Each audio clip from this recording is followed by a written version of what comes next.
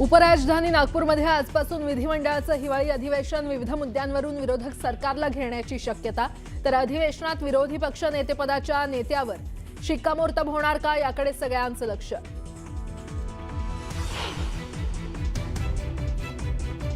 विरोधी पक्ष नेतेपदाचा निर्णय हा विधानसभेचे अध्यक्ष आणि विधान परिषदेचे सभापती यांच्या अखत्यारीतला। ते जो निर्णय घेतील तो आम्हाला मान्य, मुख्यमंत्री फडणवीसांचं स्पष्टीकरण। विरोधकांना राज्य दिवाळखोर दाखवण्याची घाई, पण ज्या योजना हाती घेतल्यात त्या पूर्ण करण्यासाठीचे पैसे आमच्याकडे। फडणवीसांचा विरोधकांवर पलटवार।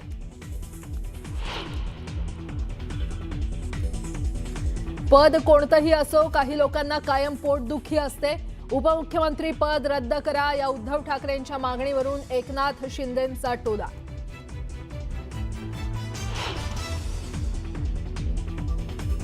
मीडिया कंपनीतील जमीन गैरव्यवहार प्रकरणी निलंबित सब रजिस्ट्रार रवींद्र तारूला अटक। नियमबाह्य कागदपत्र बनवल्याप्रकरणी बावधन पोलिसांनी ठोकल्या बेड्या।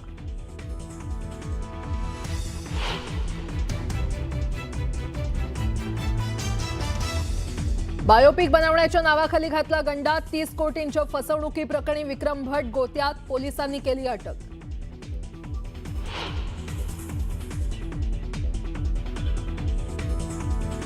राज्यात गोरक्षकांप्रमाणे कबूतर रक्षक तयार करणार। जैन मुनी निलेश चंद्र यांचं वक्तव्य, जो भूतदया दाखवेल तोच मुंबईवर राज्य करेल असा दावा।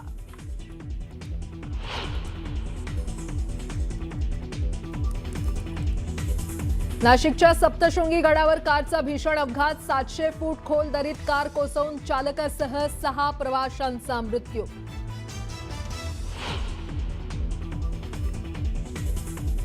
वंदे मातरमला 150 वर्ष पूर्ण झाल्यानिमित्तानं आज लोकसभेत होणार 10 तास चर्चा। पंतप्रधान मोदी करणार चर्चेला सुरुवात। काँग्रेसकडून राहुल गांधी घेणार चर्चेत सहभाग।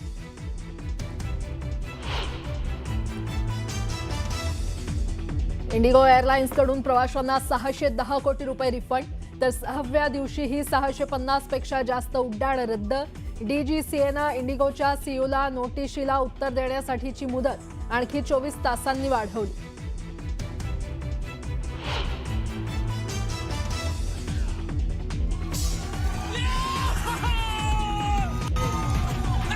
आणि गौरव खन्ना ठरला बिग बॉसच्या 19व्या सीझनचा विजेता। फरहाना राहिली उपविजेता। तर लॉरेन्स गँगच्या धमकीनंतरही सलमान खानच्या शोमध्ये पोहोचला भोजपुरी स्टार पवन सिंह।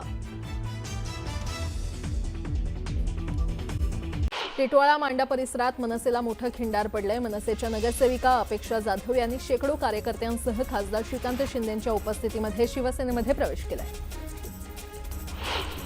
यापुढे निवडणूक नको, जाहीर लिलाव काढून महापौर अध्यक्ष नगरसेवकपदी नियुक्ती करा अशी मागणी शिवसेना शिंदे पक्ष पदाधिकाऱ्यांनी केली आहे। निवडणुकीत पैसे वाटपाचा आरोप करत स्थानिक पदाधिकाऱ्यांनी ही मागणी केली। जळगाव शिवसेना ठाकरे गटाचे विधानसभा क्षेत्रप्रमुख रमेश पाटील यांनी जिल्हा परिषदेच्या पाणीपुरवठा विभागात टेंडरमध्ये तब्बल 100 कोटींचा भ्रष्टाचार झाल्याचा खळबळजनक आरोप केलाय। चुकीच्या पद्धतीनं एस्टिमेट तयार करून मोठा आर्थिक गैरव्यवहार करण्यात आल्याचा दावा त्यांनी केला। मुंडवा जमीन गैरव्यवहार प्रकरणी निलंबित दुय्यम निबंधक रवींद्र तारू याला अखेर अटक करण्यात आली आहे। तारूला आज दुपारी पुण्याच्या पौड न्यायालयामध्ये हजर करण्यात येणार आहे। कोल्हापूर जिल्ह्यातील जयसिंगपुरात तरुणावर चाकू हल्ला करण्यात आल्याची धक्कादायक घटना घडली। या हल्ल्यामध्ये आकाश नरवडे हा गंभीर तर शाहरुख मुजावर किरकोळ जखमी झालेला आहे। हल्ल्याची घटना सीसीटीव्ही कॅमेऱ्यात कैद झाली आहे। तर हल्लेखोरांच्या विरोधात गुन्हा दाखल करण्यात आला आहे। नायगाव उड्डाणपुलावर भरधाव दुचाकीचा भीषण अपघात झाला। या अपघातात दुचाकी चालक तरुणाचा मृत्यू झाला असून दुचाकीवर मागे बसलेला तरुण गंभीर जखमी झालाय। वाघाठाणे विधानसभा क्षेत्राचे आमदार प्रकाश सुर्वेंनी परिसरातील गोरगरीब आणि गरजू महिलांसाठी भव्य मेळाव्याचं आयोजन केलं होतं। या मेळाव्यामध्ये केंद्रीय मंत्री पियुष गोयल यांच्या हस्ते महिलांना मोफत शिलाई मशीन, घरघंटी आणि मसाला कांडप मशीनचं वाटप करण्यात आलं।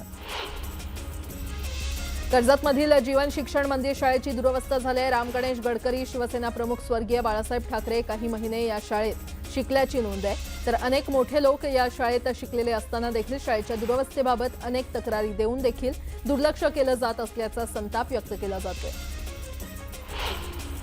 कामथे घाटात वाळू वाहतूक करणाऱ्या डंपरची टिप्परला धडक लागून मोठा अपघात झाला। या अपघातात टिप्पर चालकाचा जागीच मृत्यू झाला असून डंपरमधल्या एकाची प्रकृती गंभीर आहे. ट्रॅक्टरवर बसलेल्या 2 मुलींसह ट्रॅक्टर थेट खोल विहिरीत पडला. धुळे जिल्ह्याच्या साक्री तालुक्यातील गणेशपूर गावात ही दुर्दैवी घटना घडली. वनजमिनीवर अवैधरित्या गांजाची शेती करणाऱ्यांविरोधात शिरपूर ग्रामीण पोलिसांनी धडक कारवाई केली. तब्बल 1,06,00,000 रुपयांची गांजाची झाडं जप्त करण्यात आली आहे. नांदेडच्या किनवट तालुक्यातील शिवनी आणि झळकवाडी दरम्यान जंगलाजवळ गांजाची शेती आढळून आली. इस्लामपूर पोलिसांनी 10 टक्कत 45 किलो गांजा जप्त केला. आजपासून नागपुरात विधिमंडळाचं अधिवेशन सुरू होणार आहे. हे अधिवेशन 14 डिसेंबरपर्यंत चालणार आहे. या अधिवेशनात 18 विधेयकं मांडली जाणार असल्याची माहिती मुख्यमंत्री फडणवीस यांनी दिली आहे. सत्ताधाऱ्यांच्या चहापानावर विरोधी पक्षांनी बहिष्कार घातला. सत्ताधाऱ्यांचा मनमानी कारभार सुरू आहे. भ्रष्टाचार करून कंत्राटदाराच्या घशात पैसे घालण्याचं काम सत्ताधारी करत असल्याचं म्हणत विरोधकांनी चहापानावर बहिष्कार घातला. विरोधकांनी परंपरा पाळत चहापानावर बहिष्कार टाकल्याचं फडणवीसांनी म्हटलंय. तर राज्य कुठेही दिवाळखोरीकडे चाललं नसल्याचं फडणवीसांनी म्हटलं.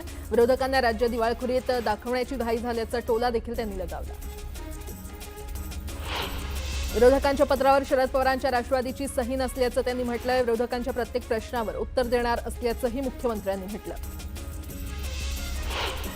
विरोधी पक्ष नेता निवडला तर पाप बाहेर येतील अशी सरकारला भीती वाटत असल्याचं भास्कर जाधव यांनी म्हटलंय. तर पाशवी बहुमतामुळे सरकारची मुजोरी सुरू असल्याचा आरोपही त्यांनी केलाय. विरोधी पक्ष नेत्याचा निर्णय विधानसभा अध्यक्षाचा असल्याचं मुख्यमंत्री फडणवीसांनी म्हटलंय. तर आताचा विरोधी पक्ष दिशाहीन असल्याचा टोलाही त्यांनी लगावलाय. अधिवेशनात 18 विधेयकं मांडली जाणार असल्याची माहिती देखील मुख्यमंत्र्यांनी दिली आहे. संख्या कमवा आणि विरोधी पक्ष नेतेपद मिळवा असं म्हणत विरोधी पक्ष नेतेपदाच्या मागणीवरून शिंदेंनी विरोधकांना टोला लगावलाय. तर विरोधी पक्ष नेतेपदासाठी न भांडता जनतेचे प्रश्न मांडण्याचं आवाहन देखील त्यांनी विरोधकांना केलंय. आमच्या सरकारच्या दुसऱ्या इनिंगचं दुसरं अधिवेशन असल्याचं उपमुख्यमंत्री शिंदेंनी म्हटलंय. तर या अधिवेशनात विदर्भातील प्रश्नांना न्याय देण्याचा प्रयत्न करणार असल्याचं ते म्हटलंय. विरोधी पक्षाचे नेते पाऱ्यांवर स्टंट करण्यात धन्यता मानत असल्याची टीका शिंदेंनी केली आहे. तर विरोधकांच्या प्रत्येक प्रश्नाचं उत्तर देण्याची आमची तयारी असल्याचंही ते म्हटलंय. तुमच्या काळात उपमुख्यमंत्रीपद घटनाबाह्य होतं का असा सवाल करत उपमुख्यमंत्री शिंदेंनी उद्धव ठाकरेंवर निशाणा साधलाय.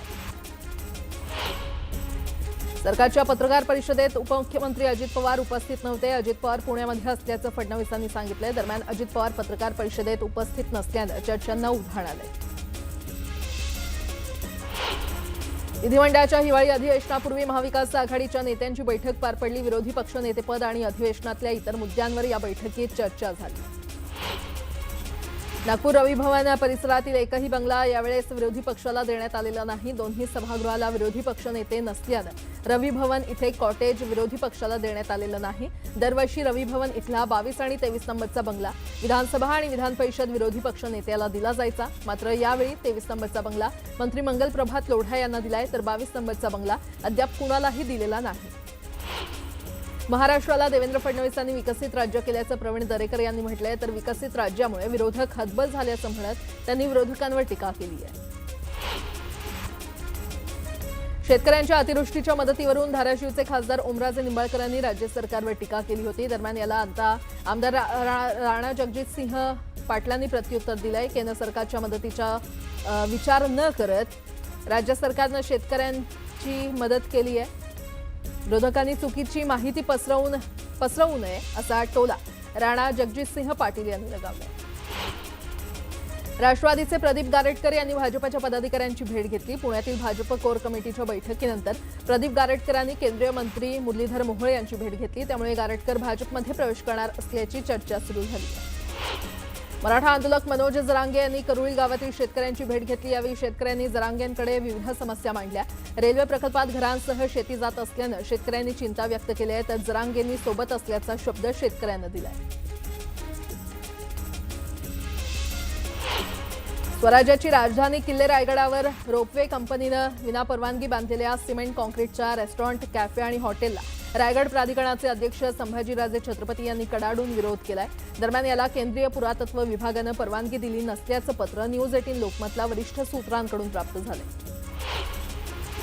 मालेगाव बॉम्बस्फोट प्रकरणात सुप्रीम कोर्टाकडून दिलासा मिळालेले कर्नल प्रसाद पुरोहित यांनी विठ्ठलाचं दर्शन घेतलं. पंढरपुरातील हिंदुत्ववादी संघटनेकडून कर्नल प्रसाद पुरोहित यांचा सन्मान करण्यात आला. भाडगाव पाचोऱ्यात स्ट्रॉंग रूम बाहेर शिवसेनेचे आमदार किशोर पाटलांनी खासगी सुरक्षा रक्षक खरं तर तैनात केलेत. त्यांनी नेमलेल्या सुरक्षेची जोरदार चर्चा होती. सोलापूरच्या बार्शी कृषी उत्पन्न बाजार समितीच्या निवडणुकीत 16 जागांसाठी मतदान झालंय. 16 जागांसाठी 36 उमेदवार रिंगणात आहेत. दरम्यान कुणाचा विजय होणार हे पाहणं महत्त्वाचं ठरणार आहे. ठाकरेंच्या शिवसेनेचे अकोला जिल्हा प्रमुख गोपाल दातकरांच्या अडचणीत वाढ झाली आहे. त्यांच्यावर दहीहंडा पोलीस ठाण्यामध्ये गुन्हा दाखल करण्यात आलाय. गोपाल दातकर यांनी 2010 पासून 4,95,352 रुपयांचे पाणी चोरले असल्याचा आरोप हिंगणी गावातील सरपंचांनी केला. धनंजय मुंडेंनी घातपाताचा कट रचल्याबाबत तिघांनी कबुली दिली. मात्र अजून अटक का करण्यात आली नाही असा सवाल मनोज जरांगे यांनी उपस्थित केलाय. चौकशी न झाल्यास परिणाम गंभीर असतील असा इशारा देखील जरांगे यांनी दिलाय. नगरपरिषद नगरपंचायतीच्या निवडणुकीत नांदेडमध्ये महायुती व्हावी यासाठी आम्ही प्रयत्न केले. मात्र युती करायची आणि अशोक चव्हाण यांची इच्छा नव्हती, त्यामुळे युती झाली नाही असं शिवसेना आमदार बालाजी कल्याणकर म्हटलेत. त्याचबरोबर आगामी महापालिका निवडणुकीसाठी आमची सर्व प्रभागात लढण्याची तयारी असल्याचे संकेत देखील कल्याणकरांनी दिले. ज्या चिखलात शेतकऱ्यांच्या पीक वाहून गेलं त्याच चिखलात स्थानिक नेत्यांना टाकून हाणलं पाहिजे अशी टीका राजू शेट्टी यांनी केली आहे. शेतकऱ्यांच्या नुकसानाची व्यवस्थितपणे खरं तर पंचनामे करून घेणं हे स्थानिक नेत्याची जबाबदारी असते.